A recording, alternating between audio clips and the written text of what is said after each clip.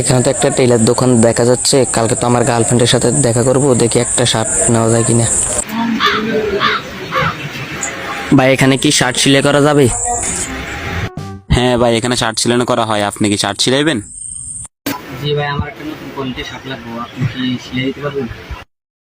জি ভাইয়া, আমাদের এখানে নতুন কোয়ালিটির শার্ট আছে, দেখেন আপনার চয়েস হয় কিনা। হ্যাঁ ভাই, দেখান শার্টটা সহজ হয় কিনা। আচ্ছা ভাই, আমি শার্টটা দেখাই, দেখেন আপনার শার্টটা পছন্দ হয় কিনা। আমাদের কাছে নতুন কোয়ালিটির শার্টটা আছে, আমরা সেলাই করে রাখছি, দেখেন আপনার এই শার্টটা পছন্দ হয় কিনা। যদি পছন্দ হয় তাহলে আপনি শার্টটা নিতে পারেন। হ্যাঁ, আমি একটা বুদ্ধি পাইছি, গার্লফ্রেন্ডের সাথে দেখা করে আপনার শার্টটা আবার ফেরত দিয়ে দিব। ভাই শার্টটা তো পছন্দ হয়েছে, এটা রেট কত? ভাই আপনার তো আমার পরিচিত মানুষ, আপনার কাছে তো বেশি রাখবো না, এটা 1400 টাকা রাখা যাবে।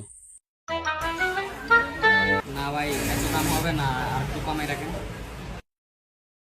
ভাই রেট নিয়ে কোনো সমস্যা হবে না, আপনার যদি গায়ে দিয়ে মজা না পান তাহলে পরে এসে ফেরত দিয়ে দিতে পারবেন, কোনো সমস্যা হবে না।